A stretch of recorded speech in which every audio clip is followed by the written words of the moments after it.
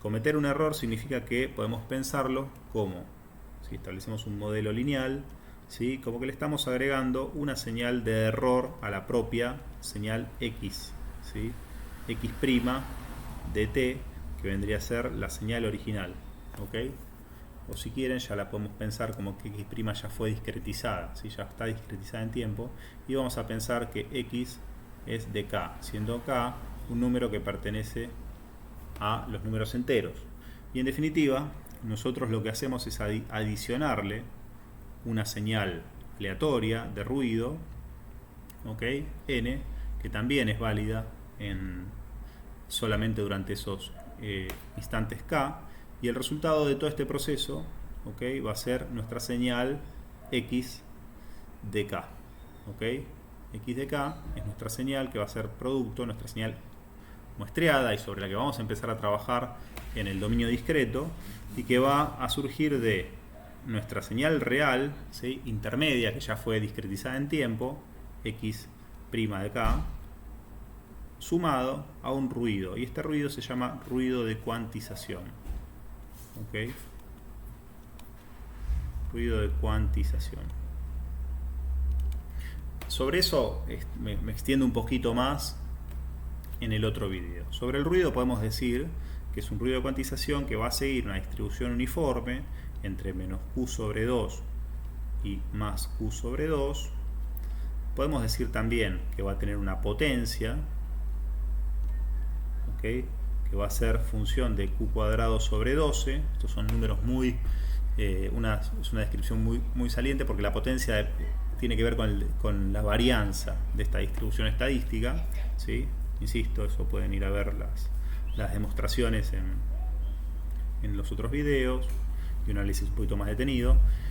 Y lo que nosotros estamos acostumbrados a llamar RMS, ¿okay? Que podríamos pensarlo como la raíz de la potencia, ¿sí? Va a ser justamente la raíz de la potencia, y va a ser Q sobre 12, que lo podemos pensar como 4 por 3, y pensar en que va a ser un 2 raíz de 3. ¿Okay? Entonces nuestra señal de RMS, ¿sí? De este ruido la podemos pensar como que tiene justamente un valor de RMS de Q, ¿sí? Siendo el Q el valor de cuantización, que va a ser Q sobre 2 raíz de 3. ¿Okay? Eso es una aproximación bastante razonable. Y surge de pensar que el ruido sigue una distribución uniforme y que está incorrelado. Esto son restricciones estadísticas bastante razonables. Obviamente, si quieren una descripción, vayan a los videitos para enterarse un poquito más de esto, pero vamos a decir por el momento solamente eso, ¿sí? Entonces vamos a tener una señal que está contaminada por el propio proceso de cuantización. Eso es bastante razonable, es decir, nuestra señal no va a ser una réplica exacta, ¿sí? Va a estar ajustada a lo que nuestra grilla nos permita.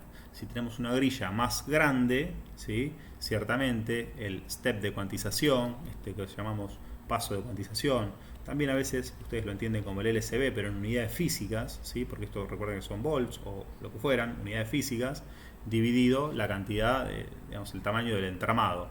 Entonces CQ se mide en unidades físicas, y justamente el valor RMS también responde a unidades físicas que tienen que ver con la propia variable. Es decir, si Q es en volts, RMS lógicamente es en volts, y la potencia lógicamente tiene que ser en watts. Entonces, dicho esto, para entender un poquito cómo se perturba nuestra señal original, también nos va a permitir echar un poco de luz sobre cómo se debería diseñar este filtro pasabajo, que nosotros, al estar en TC2, ¿sí? Es justamente algo que nos preocuparía mucho. ¿Por qué? Porque nosotros, si algo que hicimos en esta materia fue diseñar filtros analógicos. Entonces, ¿cómo podríamos pensar este filtro pasabajo? ¿Sí? Que ustedes ya saben que es un filtro pasabajo, lo estudiaron en ASIS. Para que cumpla con el teorema de muestreo, tenemos que asegurar que en Fs sobre 2, es decir, en la frecuencia de Nyquist, ¿okay? Si Fs es la frecuencia de muestreo, ¿sí? Fs sobre 2 es la frecuencia de Nyquist. Ustedes habían visto seguramente en ASIS, que justamente según la teoría del muestreo, que para que ustedes puedan samplear una señal que tiene contenido espectral hasta una frecuencia máxima, ¿okay? Ustedes tenían que necesariamente usar una frecuencia de muestreo que sea mayor o igual, ¿okay? Una frecuencia de muestreo que sea mayor o igual a dos veces la máxima frecuencia, ¿okay? La máxima frecuencia del mensaje, ¿sí? O del mensaje, en el caso que lo vean desde la teoría de la información o de comunicaciones, y a la frecuencia máxima de una posible paso, una posible banda de paso de una señal de contenido pasa abajo. Es decir, si ustedes tienen una densidad espectral de potencia de una señal X, ¿sí? Cuyo espectro tiene esta forma, ¿okay? Es decir, tiene un contenido pasa abajo, y llegado a un cierto punto esa señal se extingue, podemos pensar que esa FC o esa FM, ¿sí? ¿Sí? No es que es un filtro pasa abajo, es justamente la densidad espectral de potencia de una señal X, por ejemplo, la que estamos generando acá, ¿sí? S de T de sensor. Si nuestro sensor arroja una señal continua S de T y yo después la voy a amplificar, ¿sí? Esta S de T, es decir, la densidad espectral de potencia de S, ¿okay? Es decir, la transformada de Fourier de S su módulo al cuadrado, ¿sí? Eso es la densidad espectral de potencia. Si vemos que tenemos energía, es decir, potencia, en todas las frecuencias hasta una determinada FC, ¿okay? En esa FC podemos asumir que se extingue la frecuencia, la energía, ¿okay? Entonces lo que tenemos que garantizar para muestrear es que justamente mi frecuencia de muestreo sea mayor o igual a 2 veces, ¿sí? La frecuencia máxima. Y con esto podemos decir que justamente nuestra Fs sobre 2, ¿sí? Tiene que ser mayor o igual a la frecuencia máxima, a nuestra frecuencia de corte, como la quieran llamar, ¿okay? Entonces, esta Fs sobre 2 se la denomina frecuencia de Nyquist, ¿sí? Acá la estamos viendo, frecuencia de Nyquist, y justamente está relacionado con la máxima frecuencia que yo voy a ser capaz de analizar en mi mundo digital, ¿sí? Por encima de esa frecuencia yo no voy a poder desambiguar, es decir, se me va a confundir con otras frecuencias réplicas, ¿ok? Entonces, para que justamente no se me confunda, ¿sí? Yo coloco este filtro pasa abajo. Ahora uno se podrá decir, bueno, pero es un filtro pasa abajo, cualquier filtro pasa abajo. Nosotros acá nos cansamos de hacer filtro pasa abajo de orden 1, 2, 3, 10. ¿Por qué poner uno de orden 1 y no poner uno de orden 10? Bueno, es que no se puede poner cualquiera. Para poder desambiguar tenemos que tener algún criterio de diseño. Ustedes ya saben que para tener algún criterio de diseño a un filtro hay que establecer una plantilla. Y una plantilla significa, hay que definir dónde termina la información, es decir, nuestra frecuencia de corte, podría ser perfectamente, nuestro criterio de frecuencia de corte podría ser perfectamente donde se termina nuestra información útil, nuestro ancho de banda útil, y dónde podríamos poner la frecuencia de muestreo, es decir, la frecuencia de Nyquist. Recuerden que frecuencia de Nyquist y frecuencia de muestreo solamente difieren en una escala de 2. ¿Okay? Es decir, definida la frecuencia de Nyquist, defino la frecuencia de muestreo. Entonces, como verán, nosotros en la frecuencia de Nyquist tenemos que ser capaces de asegurar una determinada cantidad de dBs, ¿okay? Una determinada cantidad de atenuación.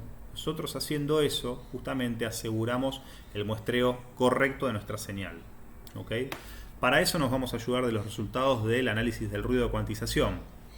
Así como nosotros dijimos que nuestras señales podría ser esta, nuestra densidad espectral de potencia, si hacemos un poquito más de detalle en este tipo de esquema, nosotros podríamos tener que justamente S, ¿sí? Sea esta densidad espectral de potencia, si medimos la densidad espectral de potencia en función de la frecuencia, y nuevamente graficamos acá nuestra frecuencia máxima o nuestra frecuencia de corte, y volvemos a graficar nuestro espectro pasa abajo de nuestra señal de información, es decir, todo esto vendría a ser nuestra info que queremos trabajar digitalmente, ¿ok? Nosotros nos encontramos con que justamente, como este ruido es incorrelado, nuevamente recurran a ASIS o a las explicaciones que damos en el otro video, para entender por qué justamente el hecho de que ese ruido sea incorrelado va a imponer un ancho de banda, una energía uniforme en todo el ancho de banda. Uniforme significa que es exactamente la misma, ¿okay? Y como justamente el ancho de banda en algún momento termina, ¿sí?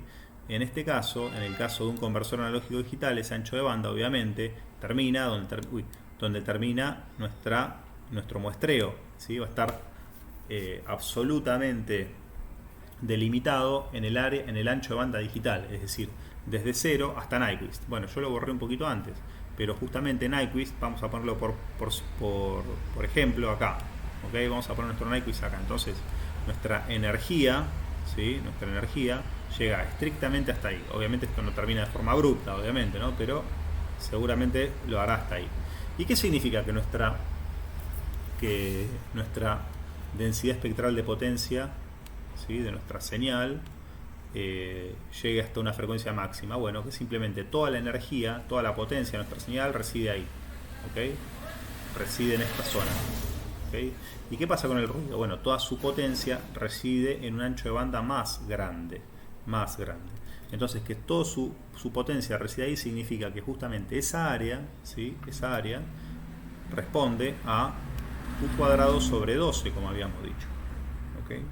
Entonces, ¿qué deberíamos hacer nosotros? Bueno, nosotros lo que deberíamos hacer de alguna forma es entender que a nosotros nos va a interesar muestrar esta señal, nuestra señal hasta, digamos, una frecuencia de Nyquist. Sabemos que tenemos que imponer determinada atenuación en esta frecuencia. ¿Por qué? Porque eventualmente podría ser que aparte de nuestra información tengamos un espectro que en este caso lo desacoplamos, ¿sí? Lo desacoplamos, pero no tendría por qué estar desacoplado. Podría ser que nuestro espectro de ruido, ¿sí? Pero de otras fuentes de ruido, ¿sí? Otras fuentes de ruido,